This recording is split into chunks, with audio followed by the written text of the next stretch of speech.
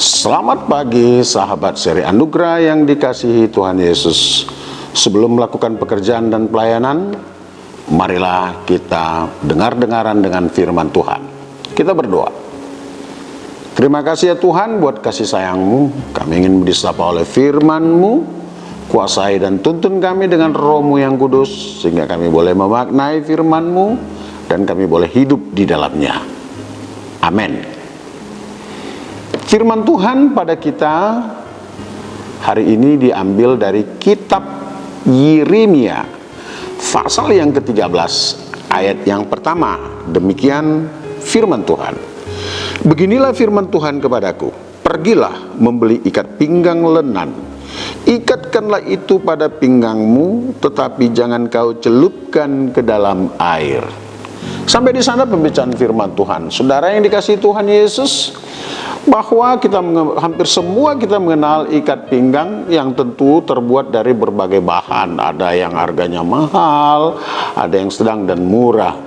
Kegunaan ikat pinggang adalah untuk merekatkan pakaian kita dengan baik, dan tentu itu menambah kerapian penampilan kita. Dan dengan penampilan yang rapi, pakaian yang rapi, kita memiliki keyakinan dalam melakukan suatu pekerjaan, melakukan pelayanan kita dengan baik dan penuh percaya diri.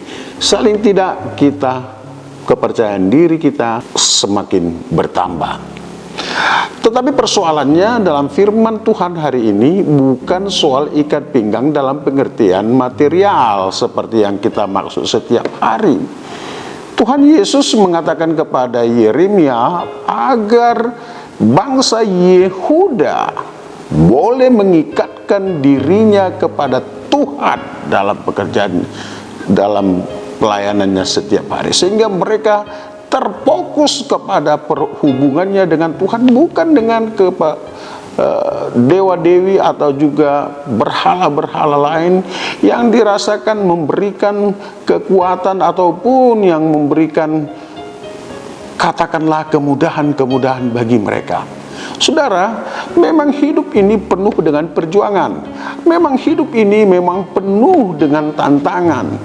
Dan untuk itulah maka setiap kita, agar tidak terombang-ambing dengan tantangan dan tidak terlena dengan bisikan-bisikan zaman ini, kita harus mengikatkan diri kita kepada Tuhan.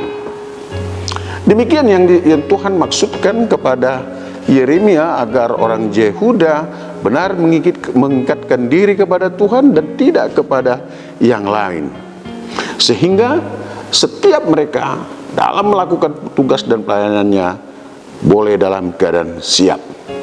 Lebih jauh dikatakan bahwa ikat pinggang tersebut yaitu firman Tuhan, pengajaran-pengajaran yang daripada Tuhan yang sudah disampaikan dan tentu sudah diterima sejak lama, sejak awal, sejak dari pembuangan. Bahkan seperti kita, tidak ada satu orang Kristen pun di antara kita yang tidak pernah mendengar firman Tuhan. Sejak kecil kita sudah mendengar firman Tuhan, mulai dari sekolah minggu, CD, sampai kepada dewasa. Pertanyaannya adalah apakah firman itu bertumbuh dan berakar serta berbuah di dalam kita, sehingga dengan demikian kita tetap mengikatkan diri kita kepada Tuhan. Kenapa?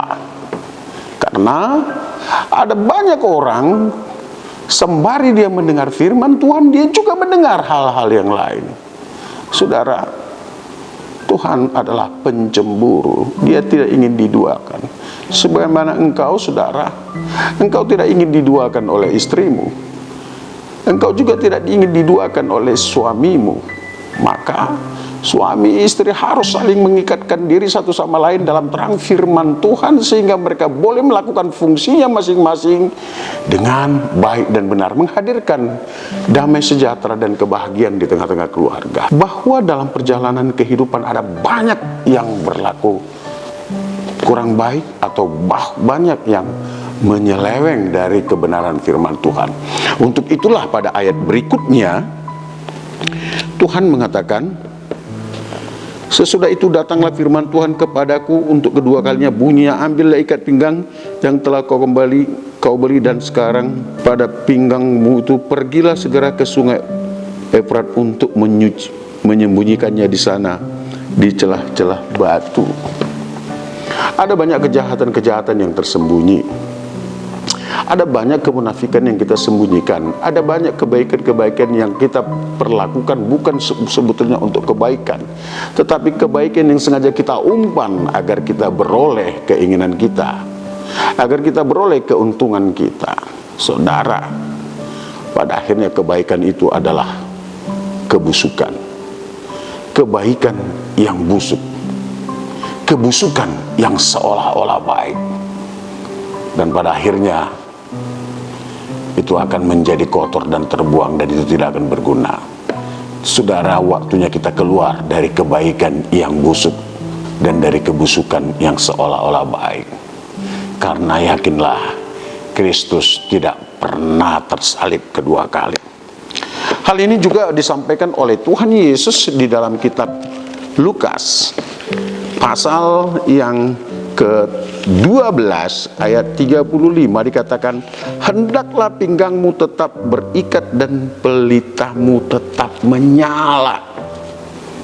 Jadi artinya hendaklah engkau tetap mengikatkan diri kepada Kristus, dan imanmu selalu menghasilkan buah sehingga engkau tetap menjadi terang dan pelita bagi setiap orang, sehingga Kristus ketika dia datang kedua kalinya, engkau ditemui sedang melakukan pekerjaan dalam kebaikan. Engkau didapati sedang memuliakan dia. Engkau didapati sedang melayani sesamamu. Saudara, akhirnya dalam pekerjaanmu hari ini, dalam pelayananmu hari ini dan seterusnya, ikatkanlah dirimu kepada Tuhan, jangan pada yang lain.